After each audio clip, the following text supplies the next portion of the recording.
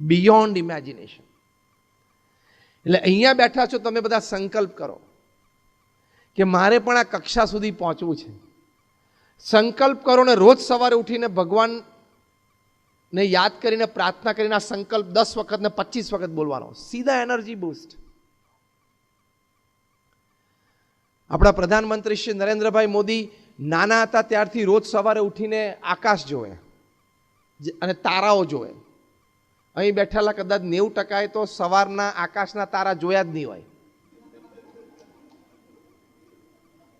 સવારે સૂર્યોદય પહેલા આકાશમાં તારા હોય એ તમને ખબર છે?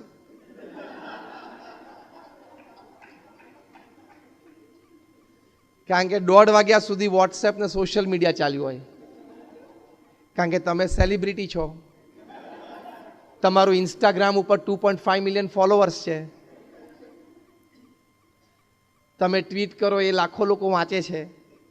તમે એવા મોટા સેલિબ્રિટી છો ને તમારે રાત્રે 1:30 વાગ્યા સુધી ઓનલાઈન રહેવું જ પડે. મરી જઈશ.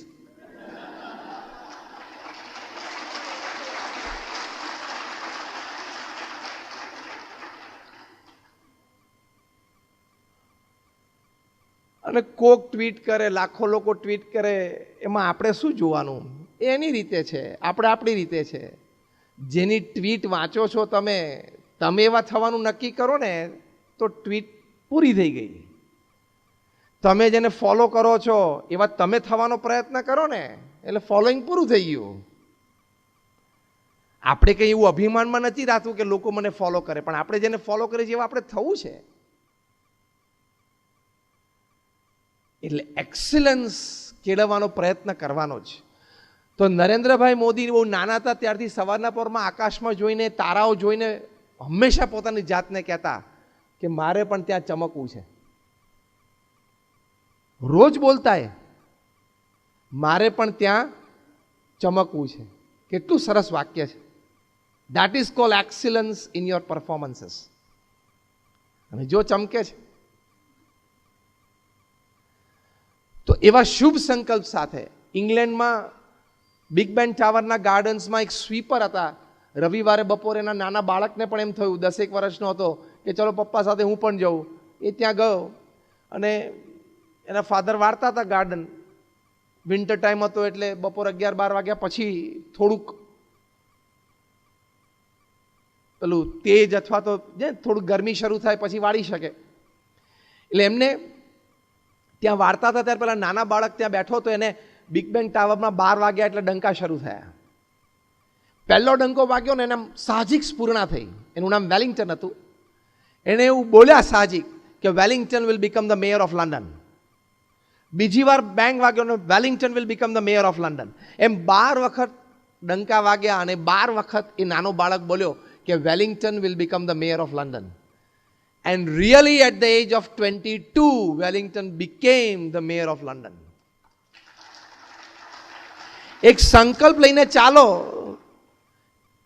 રોજ રોજ ઘૂંટો તો તમને હ્યુમન માઇન્ડની એક કેપેસિટી, એક natural gift to all human minds explore થશે કે if you decide something and repeat in your mind every day that I want to do this, I want to achieve this, તો કુદરતે એવી system ગોઠવી છે કે એ સંબંધી ઘણા વિચારો, એ સંબંધી ઘણી બધી એનર્જીઝ તમારી એમને બહાર આવશે.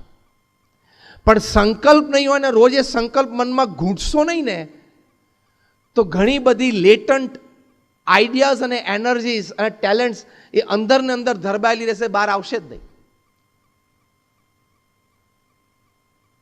In the year 2002, at the age of 52, the newly put Chief Minister of Gujarat, Narendrabhai મોદીએ નક્કી કર્યું કે હવે મારે અંગ્રેજીમાં કોઈક દિવસ બોલવું પડશે. 2002માં એમણે અંગ્રેજી શીખવાનું શરૂ કર્યું. As Chief Minister of Gujarat, he started his tuition classes. જે એમને ભણાવતા હતા એ પરિવારને હું ખૂબ સારી રીતે ઓળખું છું કારણ કે BAPS સંસ્થા સાથે સંકળાયેલો પરિવાર છે. રોજ સવારે 7 થી 8:15 સવા કલાકે ઇંગ્લિશ ભણતા. અને આજે આપણે જાણીએ છીએ ઘણું સારું અંગ્રેજી પ્રવચન કરી શકે છે અને ઘણું સારું બોલી શકે છે. 52 વર્ષે એક ભાષા શીખવી અને એ પણ રાજ્યના મુખ્યમંત્રીની જવાબદારી સાથે, તો તું તો 18 વર્ષે નવરો જ છું. તારે ક્યાં બીજું કંઈ કામ છે?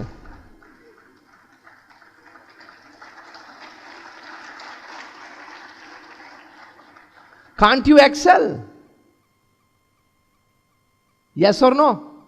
You can excel. People at this age can do. તમને આશ્ચર્ય થશે, મારી પાસે ટાઈમ્સ ઓફ ઇન્ડિયાનું કટિંગ પણ છે, લગભગ 8-10 મહિના પહેલાની ઘટના છે. એક લેડી મિસિસ જેનિફર ત્યાં યુએસમાં, she became a diploma engineer at the age of 93. નાનપણથી એનું એક સ્વપ્ન હતું કે મારે એન્જિનિયર થવું, પણ રૂરલ એરિયામાં ઉછર્યા હશે, બીજી બધી ફાર્મિંગની જવાબદારી હતી, ખેડૂત પરિવારમાં જન્મ થયેલો એટલે, અને જીવનકાળ દરમિયાન પછી બધી સાંસારિક જવાબદારીઓ આવી ઇત્યાદિકમાં એમનું સ્વપ્ન પૂરું ના થયું. પણ એમના મનમાં હતું. She joined at the age of 90 as an external student. She became diploma engineer at the age of 93. Unfortunately, convocation day ના બીજા જ દિવસે એમનું હાર્ટ એટેકથી મૃત્યુ થયું.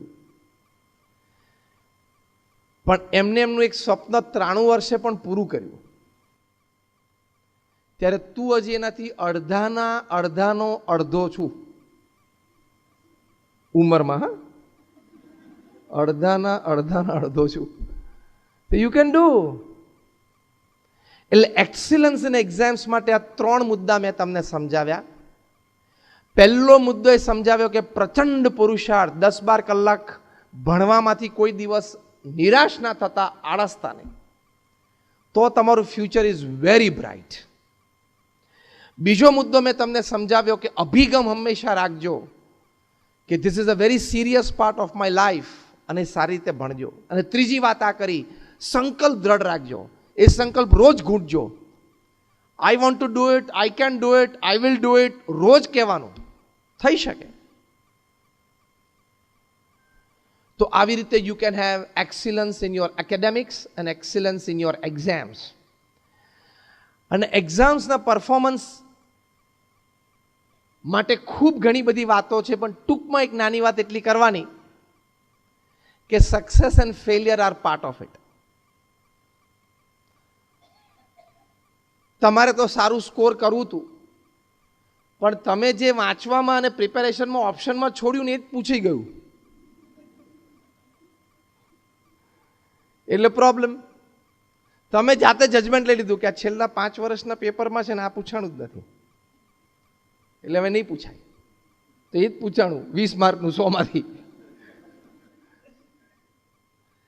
એટલે એક્ઝામ્સ આર પાર્ટ ઓફ, એટલે failures and successes are part of exams.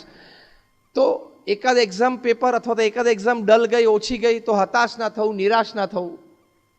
જીવનના છેલ્લા શ્વાસ સુધી સક્સેસ એન્ડ ફેલિયર્સ કમ ઓલ્ટરનેટિવલી. આખા પ્રવચનમાં તમને બીજી કોઈ વાત યાદ ના રહે તો આ એક વાત યાદ રાખજો કે success and failures will alternatively again come in your life. આવશે જ.